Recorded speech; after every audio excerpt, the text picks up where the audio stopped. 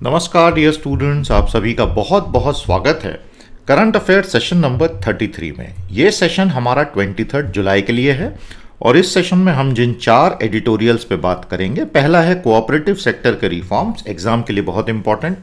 उसके बाद हम ओलंपिक ग्लोरी की बात करेंगे। उसके बाद एक बेहद जटिल एडिटोरियल हमने सिंप्लीफाई कर दिया है, new education policy and national curriculum framework. और उसके बाद हम बात करेंगे चाइना का छुपा हुआ रहस्य, वहां के कर्मचारी वर्ग का जबरदस्त शोषण। बहुत अच्छे एडिटोरियल हैं, सभी सीरियस एस्पायरेंट्स को बहुत लाभ होगा। ये रहा 23 जुलाई का हिंदू अखबार और ये उसके 4 एडिटोरियल्स। तो तैयार हैं आप सभी, काम शुरू करें।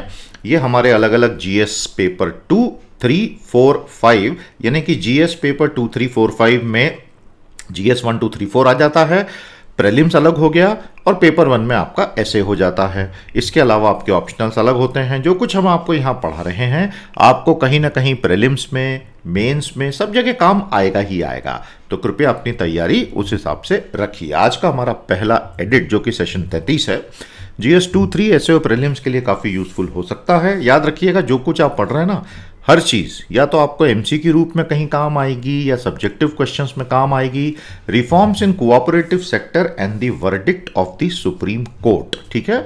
तो बहुत प्यारा ये एक एडिट है, हमारी पॉलिटी से जुड़ा हुआ है और क्योंकि इकोनॉमिक डेवलपमेंट का भी इशू आ जाता है इसमें करोड़ों लोगों के जुड़ने की वजह से, इसलिए जीएस 3 भी कवर हो जाता है, ठीक है भैया।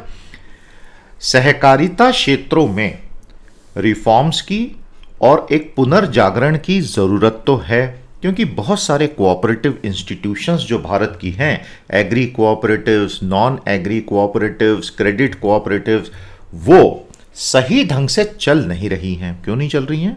क्योंकि उनमें राजनीतिक दखलंदाजी बहुत बढ़ गई है और बहुत सारी बीमारियों ने वहाँ जन्म ले लिया है। बिसेट विथ मैलेडीज का मतलब होता है बहुत सारी बीमारियों ने जन्म ले लिया। ये वो मेलोडी इतनी चॉकलेटी वाली मेलोडी नहीं है, दिस इज मेलेडी।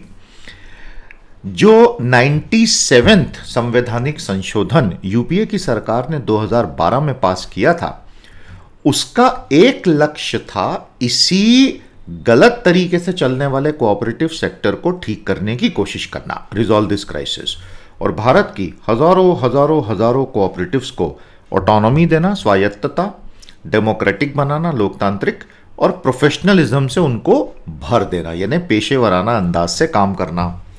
लेकिन उसको लेके चुनौतियां मिली कि भैया ये अमेंडमेंट ही अनकॉन्स्टिट्यूशनल है, ये राज्यों के कोऑपरेटिव्स को लेकर कानून बनाने की सीमा का उल्लंघन कर देता है। So the union can not encroach into the states territory, ऐसा करके उसको लीगल चुनौती दी गई।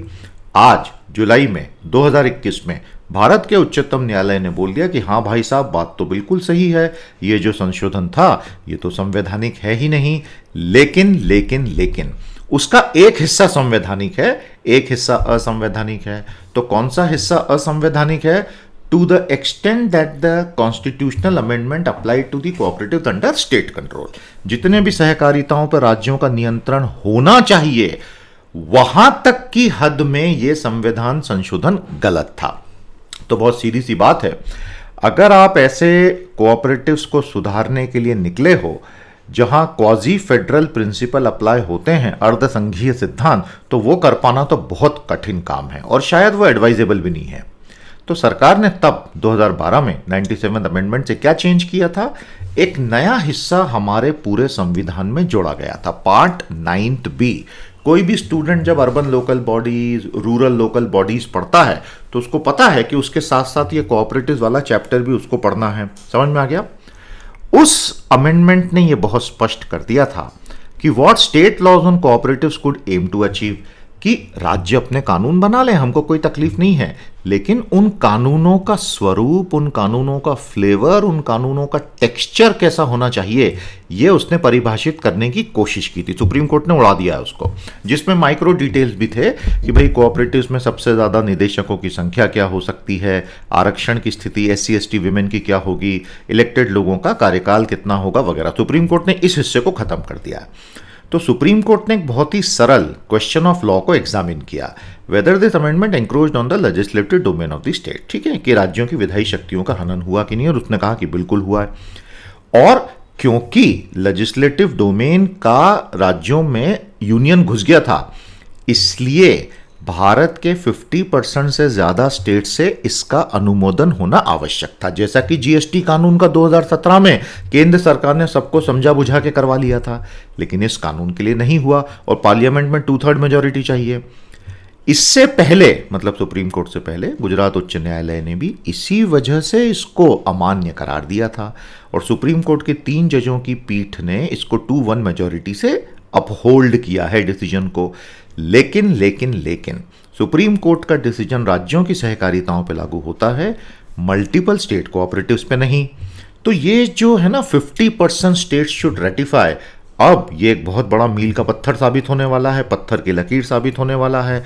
भारत की केंद्रीय संसद की विधायी पहुंच में ये 50% स्टेट शुड रेटिफाई आगे के लिए बहुत बड़ा रिमाइंडर बन गया है, क्योंकि तब की केंद्र सरकार ने मान लिया था, क्योंकि 97th अमेंडमेंट ने cooperative society subject in the state list को तो टच भी नहीं किया था और केवल ये बताया था कि जो कानून तुम बनाओगे उनके फ्लेवर क्या होने चाहिए, इसलिए ये तो संवैधानिक ही होगा, इसलिए 50% रेटिफिकेशन नहीं लगेगा। सुप्रीम कोर्ट ने कहा हटा सावन की घटा, ऐसा नहीं होगा, कानून को पढ़ के आओ सही ढंग से और उसके बाद कानून बनाओ। लेसन लर्न क्या है दोस्तों? Any attempt by union to even restrain the existing powers of states and not to alter the power balance, वो तो कर ही नहीं सकते, will attract the 50% ratification norm. तो आगे के लिए अब ये सारी सरकारों के लिए एक बड़ा रिमाइंडर है, क्योंकि कोई भी राज्य अब क्या है, वो तो सिंपल स्टेरी डिसाइसिस का लॉजिक लेके सुप्रीम कोर्ट पहुंच जाएगा। द एप्रीहेंशन बाय एक्सपर्ट्स, बहुत सारे एक्सपर्ट्स ने ये कहा है कि ये जो नया सहकारिता मंत्रालय सरकार ने जून जुलाई में घोषणा की है 21 में, उसके जो अलग अलग निहितार्थ हैं उसमें बहुत सारा स्टेट्स पे कंट्रोल करने की मंशा है। वो डर अब थोड़ा थोड़ा सच होता दिख रहा है, लेकिन साथ ही साथ ये बात भी उतनी ही सच है कि भारत में चल रहे हजारों कोऑपरेटिव्स के सुधार पे बहुत काम किया जाना बाकी है। तो मैं आपको फिर बता दूं, मल्टी स्टेट कोऑपरेटिव्स पे सेंटर का कंट्रोल हो सकता है, सिंगल स्टेट कोऑपरेटिव पे नहीं हो सकता। आगे समझ में भैया? तो ये था लिमिट्स ऑफ कोऑपरेशन, सहकारिताओं की सीमा। तो ये एग्जाम के लिए जरूरी है भैया, ध्यान से कर लेना। The cooperatives are beset with many operational and management problems, but no move by the center can affect states as relevant legislative competence at all in purely state cooperatives। ये इसकी समरी है। सेशन को like और share कर लो, channel से जुड़ जाओ, अपने साथियों को भी जोड़ो, और आप कोई इसकी वैकल्पिक समरी निकालना चाहते हैं तो वो निकाल के लिख दीजिए। अरे नहीं सर, इसी समरी में दम फूल रहा है, वैकल्पिक समरी का मत बोलो सर, आप मतलब क्या कर रहे हो सुबह सुबह, ऐसा मत करो यार दोस्त हैं। प्यारे साथियों, मैं आप सभी को इन्वाइट करता हूँ 23 अगस्त से शुरू होने वाले इस अद्भुत, शानदार और अतुलनीय कोर्स में, जिसमें मैं आपको पूरा 360 डिग्री अपने हाथों से हैंड होल्डिंग करता हुआ लेकर जाऊंगा, एक एक चीज़ पढ़ाऊंगा और आपको इतना मज़ा आएगा और आपकी यूपीएससी की ऐसी तैयारी होगी जो आपने आज तक सोची भी नहीं होगी। आज के आज हमारी साइट पर आइए, कोर्स की सारी जानकारी लीजिए, कमेंट थ्रेड में भी ये लिंक हमने दी है, हमारी टीम से बात कीजिए और आपको पता चलेगा कि कैसे ये कोर्स अनेक अन्य विकल्पों से कई गुना बेहतर है। आइए जुड़िए, बहुत मज़ा आएगा। 23 अगस्त 2021 से बैच शुरू हो जाएगी। एक बहुत इंपॉर्टेंट चीज़ आपको बता दूं, अगर आप आज के आज ज्वाइन करते हैं तो आपको हमारी शानदार सीए बूस्टर प्रीमियम सीरीज और power of 10 editorial analysis series का इमीडिएट एक्सेस एक ही दिन में मिल जाएगा।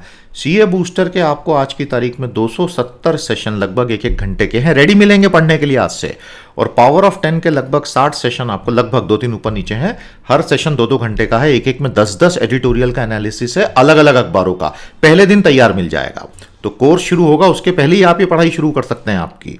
आगे बढ़िए, पूरे कॉन्फिडेंस से एनरोल कीजिए, ये आपके जीवन का टर्निंग पॉइंट हो सकता है। I welcome you to this course. आज का दूसरा एडिट हमारा है in search of gold, GS 1-4 ऐसे प्रीलिम्स में यूजफुल हो सकता है। याद रखिएगा कि ये जो GS 4 का पेपर होता है ना प्यारे साथियों, जिसको हम एथिक्स, इंटेग्रिटी, एप्टीट्यूड बोलते हैं, नीति शास्त्र, सत्यनिष्ठा, अभिरुचि, इसमें बहुत सारी एब्स्ट्रैक्ट चीज़ें आ सकती हैं, इसलिए मैं कोशिश करता हूँ कि वो चीज़ें भी आपको पढ़ाते चलूँ। और हमारी ये सीरीज इतनी अच्छी है कि जिसने सीरियसली कर लिया, आनंद परमानंद की स्थिति गारंटीड है भैया। तो दोस्तों, अब ओलंपिक की प्यारी प्यारी बातें कर लिए जाएं। देखिए, सारी दुनिया में ओलंपिक का एक नशा होता है। सारे स्पोर्ट्समैन जो हैं उनके लिए अपने आप को ओलंपियन कहलाना ये जीवन की सबसे बड़ी उपलब्धि होती है। भले ही वो वहाँ जीते ना जीते, वो एक अलग बात होती है।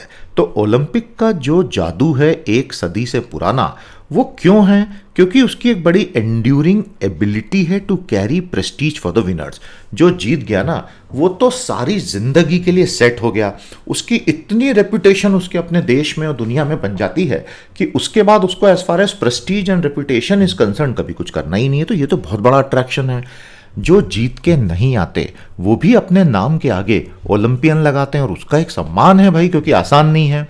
टोक्यो 2020 ओलंपिक अगस्त 2021 में शुरू हुआ। बेचारा बड़ा खराब नसीब वाला ओलंपिक रहा है। पैंडेमिक ने इतनी मार मारी जापान को कि उसके बेचारे सैकड़ों सैकड़ों, जो शिंजो आबे साहब प्रधानमंत्री जब थे तो उन्होंने हज़ारों हाइड्रोजन फ्यूल कारें टोक्यो की सड़क पे दौड़ा दी कि दुनिया भर के लोग आएंगे और अचंभित रह जाएंगे कि जापान हाइड्रोजन में कितना आगे निकल गया है। तो पूरा हाइड्रोजन ही हो गया। तो प्यारे दोस्तों, सारे कोविड प्रोटोकॉल के साथ जापान का दूसरा ओलंपिक शुरू हुआ। पहला 1964 में था। दो तरह के इवेंट हैं। एक में तो स्पेक्टेटर्स ही नहीं होंगे, सारे खाली स्टेडियम, लेकिन कोई फर्क नहीं पड़ता। आप जानते हैं आईपीएल पूरा खाली स्टेडियम से हुआ जिसमें से ज्यादा आवाजें निकली। टोक्यो एंड फुकुशिमा में होंगे और दूसरे होंगे जहां हजारों स्पेक्टेटर्स या सैकड़ों स्पेक्टेटर्स अलाउड होंगे, मियागी और शिजुओका। जापान के सिटीजन्स धीरे धीरे ओलंपिक के फेवर में आ गए। पहले 80 to 90% विरोध में थे। ओलंपिक विलेज के सिस्टम में आपको पता है एक पूरा आइसोलेटेड सिस्टम बन जाता है, एशियाड हो या ओलंपिक हो। वहां पर कुछ कोविड के केसेस रिपोर्ट होना शुरू हुए, लेकिन उस सब के बावजूद ओलंपिक को रोका नहीं गया। जिन देशों ने आज तक पिछले 100 सालों में ओलंपिक को एस कर लिया है, अमेरिका, रूस, चीन, यूरोप के देश और ऑस्ट्रेलिया, ये सबसे आगे हैं दुनिया में। भारत 1900 से अभी तक केवल 28 मेडल मात्र जीत पाया है। हम हॉकी में एक तरफा सरताज होते थे, लेकिन जब से हॉकी का कैरेक्टर एस्ट्रोटर्फ और स्पीड ने चेंज किया तो हम वहां भी हारने लग गए। मॉस्को 1980 के बाद हम जीते ही नहीं हैं। Those who did well became role models for Indian. भारतीय अपनी ओलंपिक विक्ट्रीज को लेके बहुत इमोशनल हो जाते हैं। पीटी ऊषा हो या मिल्खा सिंह साहब हों, जिन्होंने 1984 और 1960 में 1984 में पीटी ऊषा पिलाविला कंडी थेक्के पराम्बिल ऊषा 1984 में ब्रॉन्ज लेकर आई और मिल्खा सिंह 1960 में लेकर आए थे। तो मिल्खा सिंह साहब जो फ्लाइंग सिख थे, उनकी तो पूरी जीवनी को अभी इकोनॉमिस्ट ने ऑबिचुरी में इतने खूबसूरती से उभारा था।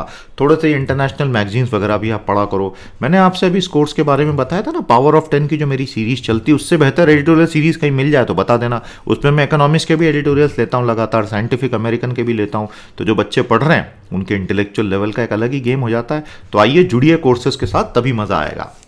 प्यारे दोस्तों, तो भारत की टैली जो है, समय के साथ क्या हुआ कि हॉकी और एथलेटिक्स से भी डाइवर्सिफाई हो गई। Shooting, tennis, badminton, wrestling, boxing, weight lifting, ये अच्छी बात है। हमारा बेस्ट परफॉर्मेंस 2012 लंदन में 6 मेडल्स का था। भारत को अभी भी अपना जो इतना व्यापक डेमोग्राफिक डिविडेंड है, हम युवाओं का देश है, इसमें तो कोई वो ही नहीं है। मीडियन एज हमारी 28 है, इसको भी लेके कोई डाउट नहीं है। इस पूरे पोटेंशियल को हम मेडल्स में कैसे कन्वर्ट करें, बस हमारा संघर्ष वही है। कहीं ना कहीं तो जाके ये पूरा होगा ही, जल्दी हो जाए तो बेहतर है। Every medal earn will boost India's hope, और हमारे स्पोर्ट्स इंफ्रास्ट्रक्चर को बूस्ट मिलेगा। लेकिन एक बात तो माननी पड़ेगी, ओलंपिक का जो जादू है वो पैसे से बहुत ज़्यादा है। और ये इससे पता चलता है कि नोवाक जोकोविक भी जो हैं वो ओलंपिक के नाम पे तो बिल्कुल एकदम से कि मुझे तो करना ही है। ये है पूरी कहानी। मज़ा आया आपको दोस्तों? Olympics, the highest platform in sports, is not only a personal victory for the participant but also holds a mirror to the national ability to transform talent into performance. तो कमेंट थ्रेड में बताइएगा दोस्तों, अगर भारत के लिए मैं आपको बोलूं कि आप भारत के प्रधानमंत्री हैं और आपने स्पोर्ट्स पोर्टफोलियो अपने पास रखा है, अब बताइए अगले 16 सालों में भारत को एक ओलंपिक महाशक्ति बनाने के लिए आप कौन से 10 कदम उठाएंगे, है ना? मुझे बताना जरूर आप कमेंट में। आज का तीसरा लेख जो है ना, अभी तक के हिंदू के अलग लेखों में अगर सबसे जटिल अंग्रेजी लिखने का गोल्ड मेडल, अभी ओलंपिक की बात हुई थी ना, तो अगर सबसे जटिल अंग्रेजी लिखने का गोल्ड मेडल अगर किसी भाई साहब को दिया जाना चाहिए तो वो ये दादा को देना चाहिए। अब प्रोफेसर हैं और वो भी एजुकेशन क्षेत्र से, तो भाषा तो जटिल ही लिखेंगे। मैं कभी नहीं समझ पाया ये प्रोफेसर लोगों को आज तक किसी ने बताया क्यों नहीं कि जटिल भाषा अच्छी बात नहीं होती, सरल भाषा अच्छी बात होती है। अब आप में से ज़्यादातर स्टूडेंट जब इस एडिट को पढ़ोगे तो ये पूरा बाउंसर निकल जाएगा सिर पे से। तो मेरा व्यक्तिगत मानना 30 सालों के मेरे एजुकेशन करियर में है कि simple language is the best language, but unfortunately बड़ा जटिल लिखते हैं लोग। लेकिन चिंता नहीं है, अपुन इधर बैठा है तुम्हारे लिए, टेंशन लेने का नहीं Bob. India's new education policy NEP and the need for democracy. शुरू करें दोस्तों। अब बहुत अच्छा एडिट लिखा है भाई साहब ने। हमारी न्यू एजुकेशन पॉलिसी की अनुशंसाओं में अभी जो 4 राज्य स्तरीय पाठ्यक्रम बनाने ना, स्टेट करिकुलम फ्रेमवर्क, अभी तो सीधा सीधा आपको GS1 GS2 में सब जगह काम आने वाला है। इसको बहुत अच्छे से कर लेना बेटा।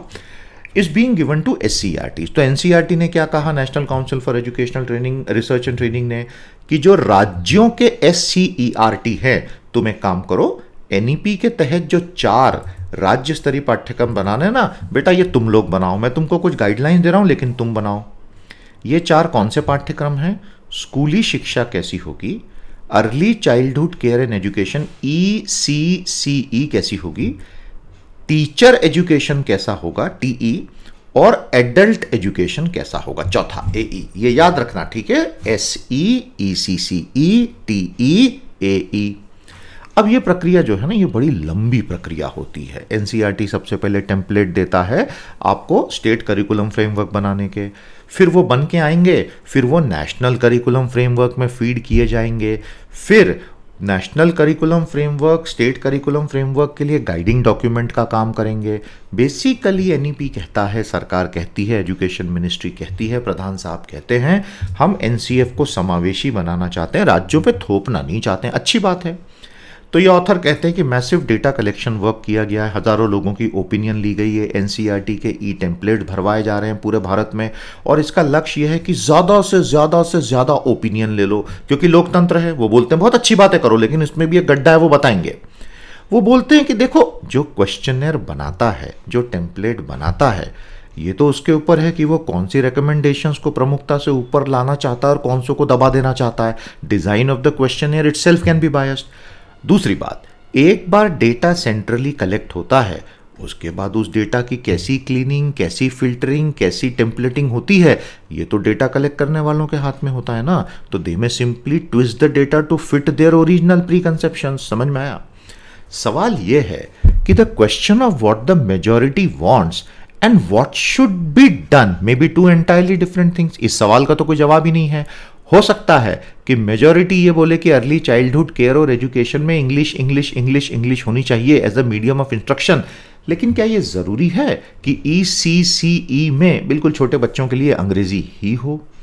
Prior to the new education policy 2020, अब जो नवीन राष्ट्रीय शिक्षा नीति आई है, उसके पहले भी बहुत ओपिनियन गैदरिंग होती थी, लेकिन अल्टीमेटली NEP जो बन के हमें दिया गया है वो क्या है? यहाँ पे काफ़ी गंभीर आरोप लगा रहे हैं कि NEP एक ऐसी वर्कफोर्स तैयार करना चाहता है जो मार्केट की नीड को फुलफिल करे। NEP में इससे ज़्यादा कुछ नहीं है। उसका प्राइमरी लक्ष्य इकोनॉमिक प्रॉब्लम को सॉल्व करना, उसका प्राइमरी लक्ष्य डेमोक्रेसी को स्थापित करना, डेमोक्रेटिक मूल्यों को स्थापित करना, लोगों को फ्री थिंकर्स बनाना, ये नहीं है। तो यहां से अब ये गंभीर हो गया है एडिट।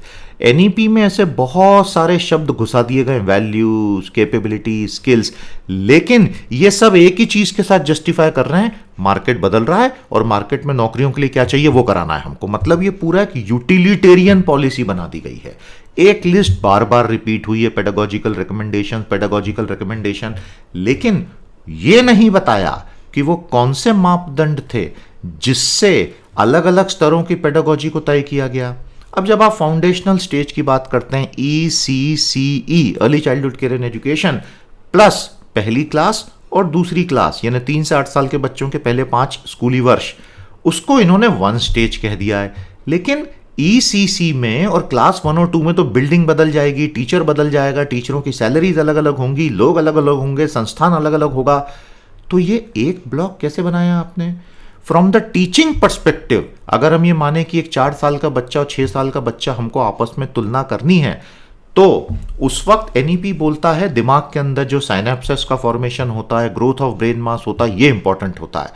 ऑथर कहते हैं I am sorry, I disagree, इस समय 4 साल के बच्चे और 6 साल के बच्चे की तुलना करनी है तो what matters is self restraint, dealing with adults, concentration span, behaviour. तो आपने उन चीजों को इतना प्रमुखता से क्यों नहीं लिया?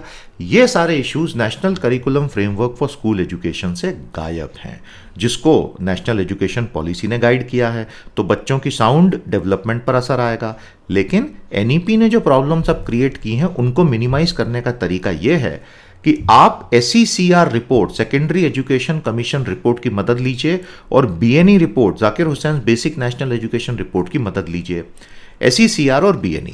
SECR, what it has done is analyze and organize the data from a democratic perspective, keeping in mind the vision of the individual, society and democracy. SECR जब बना था उसने लोकतंत्र को पहले रखा और उसके हिसाब से वैल्यू सेट की, उसके हिसाब से पेडागोजिक सिस्टम सेट किए, उसके हिसाब से डे टू डे फ्रेमवर्क बनाया, overall framework of values and direction दिया, current problem of education system और पब्लिक ओपिनियन। बीएनई जो था प्यारे दोस्तों, बेसिक नेशनल एजुकेशन रिपोर्ट, उसने चीज़ों को बड़ा स्ट्रक्चर्ड तरीके से निकाला। Educational am from the vision of society, curricular objective वो आए एजुकेशनल एम से, और कंटेंट आया करिकुलर, मतलब एक से दूसरे से तीसरा एक उसने पूरी लिंक बनाई। बीएनई में वो कहते हैं कि सबसे पहले आते हैं लोकतांत्रिक मूल्य और एक इंटेलेक्चुअली रिच व्यक्तिगत लाइफ, उसके बाद आता है इकोनॉमिक। एनईपी 2000 बोल रहा है कि तुम सबसे पहले तो इकोनॉमी पे ध्यान दो, मतलब उसकी स्किल्स बनाओ, नौकरी लो, बाकी चीजें हम देख लेंगे। तो मतलब शिक्षा को उस दिशा में मोड़ दिया गया, ऐसा इनका कहना है कि एनईपी बिल्कुल उल्टी बात कर रहा है बीएनई से। सारा करिकुलम फ्रेमवर्क भारत में 1980 से जो भी बना वो भारत की वर्तमान समस्याओं के बोझ में दब गया, और goal of teaching purely child centred ये बात की गई।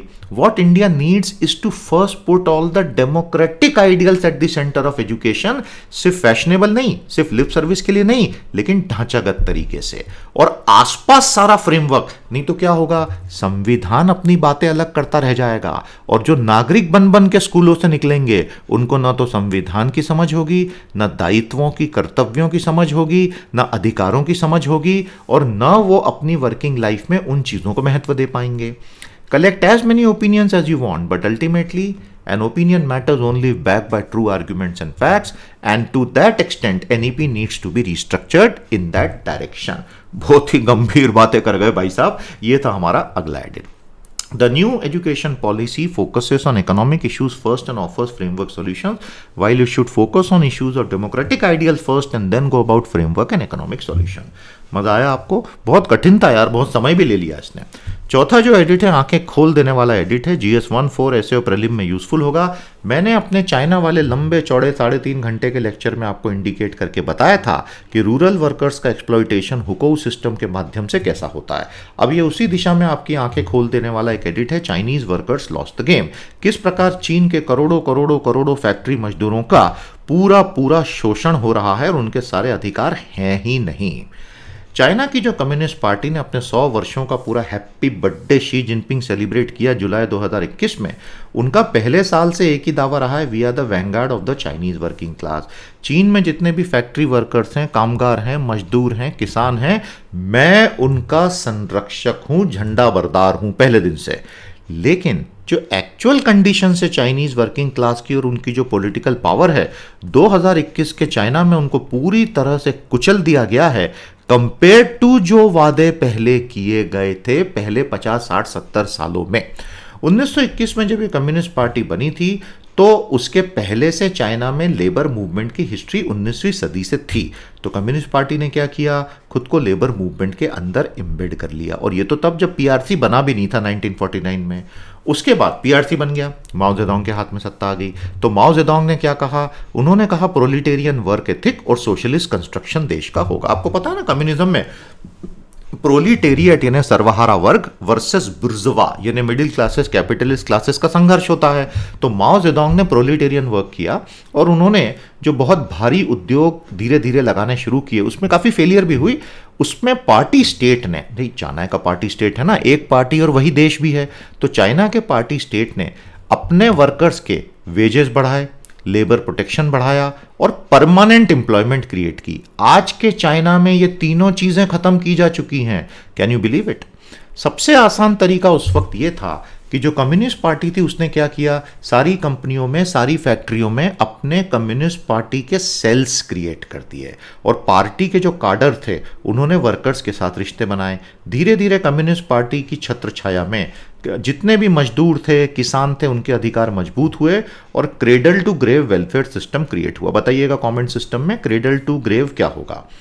लेकिन 1965 से 76 की जो कल्चरल क्रांति माओ लेकर आए थे, उसमें उन्होंने खुद की पॉलिटिक्स को बचाने के लिए पूरे चीन का कबाड़ा कर दिया था। डेंग जाओपिंग तक जेल पहुंच गए थे। तो जब डेंग वापस आए तो उनको समझ में आएगा कि बहुत ये पुराना सिस्टम गलत था, तो उन्होंने इकोनॉमिक रिफॉर्म और मार्केटाइजेशन शुरू किया। इसको कहते हैं लेटर डे अलाइनमेंट। चाइना ने दुनिया के साथ इंटीग्रेट किया और मार्केटाइजेशन को स्ट्रेटजी बना दी। प्रॉफिट बढ़ाओ, एफिशिएंसी बढ़ाओ, वर्कर्स के अधिकार धीरे धीरे सब तरफ खत्म होने लग गए। Starting with the state owned enterprises itself, private की तो बात ही मत करो। परमानेंट एम्प्लॉयमेंट सिस्टम को खत्म करके लेबर कॉन्ट्रैक्ट सिस्टम ले आए। फैक्ट्री मैनेजर और डायरेक्टर को बहुत ताकत दे दी, पहले ऐसा नहीं होता था। हायर और मिडिल रैंक में अब सारे टेक्नोक्रेट और बिजनेस ग्रेजुएट आने लग गए। ज़मीनी स्तर से फैक्ट्री में 10 साल 20 साल काम किए हुए लोग नहीं। रूरल माइग्रेंट लेबर करोड़ों का एकदम सस्ते में अवेलेबल था, तो दुनिया भर की बड़ी कंपनियां चाइना पहुंच गई। एक पूरी तरह से शोषणकारी वर्क कल्चर क्रिएट हुआ, जिसमें चाइना की कम्युनिस्ट पार्टी ने चारों तरफ कैमरे लगा के पुलिस को हाथ में डंडा दे के वर्कर्स को ही दबाना शुरू कर दिया। वर्कर्स बहुत नाराज हो गए, वर्कर्स ने आंदोलन करने शुरू कर दिए। लेकिन चाइना की कम्युनिस्ट पार्टी ने हार्मनी, स्टेबिलिटी का गाना गाते गाते, और उनको ये पता था कि अगर वर्कर्स ने विरोध कर दिया तो चाइना का पूरा मॉडल ही खत्म हो जाएगा, तो उन्होंने क्राइसिस मिटिगेशन के लिए नए नए कानून बनाने शुरू किए। अब उन्होंने क्या बदमाशी की, उन्होंने रूल ऑफ लॉ नहीं क्रिएट किया, जिसमें लोगों के अधिकार होते हैं और कानून सबसे ऊपर होता है। चाइना की कम्युनिस्ट पार्टी ने वर्कर्स को दबाने के लिए रूल बाय लॉ बना दिया। रूल बाय लॉ का क्या मतलब होता था, कानून के जरिए राज करना। उन्होंने ऐसे कानून बनाए जो WTO के हिसाब से जरूरी भी थे कि आपके पास कानूनी ढांचा वर्कर राइट का होना चाहिए, जिसमें बड़े बड़े ग्रुप्स को तोड़ दिया जाता था और इंडिविजुअल लेवल पे वर्कर को नेगोशिएट करना पड़ता था। तो कहीं कोई विद्रोह सस्टेन तरीके से हो ही नहीं सकता था। आपको बात समझ में आ रही है। पैरेलल में क्योंकि चाइना पैसे बहुत कमा रहा था, तो उसने लोगों को सब्सिडीज दे दे के उनके मुंह बंद कर दिए और अपने सिक्योरिटी अपैरेटस को भयंकर टाइट कर दिया। सबको एक दूसरे के ऊपर जासूसी करने में लगा दिया। और धीरे धीरे उसने क्या किया, कम्युनिस्ट पार्टी के सामने जो गुस्सा था लोगों का, उसको स्थानीय एम्प्लॉयर्स और प्रोविंशियल गवर्नमेंट्स की तरफ मोड़ दिया। और जैसे जैसे चाइना अमीर हुआ, कम्युनिस्ट पार्टी ने अपने सदस्य 9 करोड़ के आसपास हैं, उनका प्रोफाइल ही चेंज कर दिया। जहां पहले केवल किसान, गरीब मजदूर ये आते थे, अब वहां केवल बड़े बड़े अमीर, प्रोफेशनल, यूनिवर्सिटी ग्रेजुएट आ रहे हैं। तो चाइना के करोड़ों रूरल माइग्रेंट वर्कर चाइना की मुख्य धारा में हैं ही नहीं। 3 चीजें हो गई पिछले 40 सालों में: इंडस्ट्रियल सिटीजनशिप खत्म, एम्प्लॉयमेंट सर्टेनिटी में जोखिम और वर्कर्स का मार्जिनलाइजेशन। ये है पूरी कहानी चाइना के नियो लिबरल कैपिटलिज्म की। आज का चीन कम्युनिस्ट के नाम पे धोखा है, वो कोई कम्युनिस्ट नहीं है। वर्कर एक्सप्लॉयटेशन 24 घंटे चलता है और शी जिनपिंग के खोखले नारे इसके ठीक उल्टा हैं कि हम तुम सबका संरक्षण करेंगे। सच्चाई एकदम अलग है। आया मजा? तो ये कहानी थी Chinese workers lost the game. Communist state of PRC is not a worker friendly regime and the steady erosion in workers' rights since 79 has shown, though propaganda would have it otherwise। प्यारे दोस्तों, किसान संसद चल रही है दिल्ली में। किसानों ने बोला है ये कानून जो है रद्द करो। सरकार ने बोला रद्द करने के अलावा कुछ भी मांग लो। बहुत बड़ी बात DY Chandrachud justice supreme court ने बोली है कि भारत में बेल के मामले में 2 पैरेलल लीगल सिस्टम नहीं चलेंगे। एक अमीरों का, एक गरीबों का लीगल सिस्टम एक ही होगा। ऐसा करते हुए उन्होंने मध्य प्रदेश के एक बड़े नेता को दी गई बेल को खारिज किया और ये बोला कि हमें शौक लग रहा है ये देख के कि वहां के जज ने बोला कि मेरी जान को खतरा है। चल क्या रहा भाई। इजराइल ने NSO पे इन्वेस्टिगेशन बिठा दिया है। दुनिया के अलग अलग देशों ने NSA और पेगासस जासूसी मामले पे अपने अपने इन्वेस्टिगेशन बिठा दिए हैं।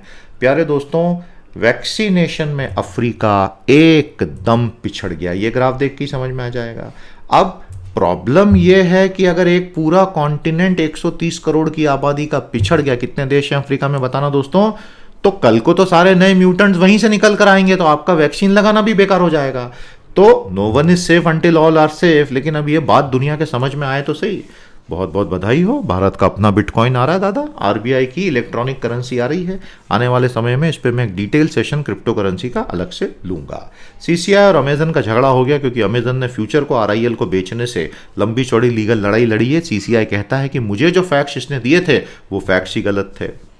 ओलंपिक के बहुत अच्छे इन्फोग्राफिक आज आए हैं, ये आपके स्टैटिक जीके के लिए बहुत यूजफुल होंगे। हमारे कोर्स के साथ ज़रूर तुरंत जुड़ जाइए। जुड़ते ही आपको इसके कुछ फीचर्स इमीडिएटली अवेलेबल करवा दिए जाएंगे, ताकि क्लासेस जब फॉर्मल एजुकेशन शुरू हो कोर्स सिलेबस का, उसके पहले आपके करंट अफेयर का अच्छा खासा रिवीजन हो चुका हो। आज के लिए इतना ही। बहुत जल्द सेशन 34 फॉर 24 जुलाई के साथ हम आपसे भेंट करेंगे। नमस्कार, जय हिंद।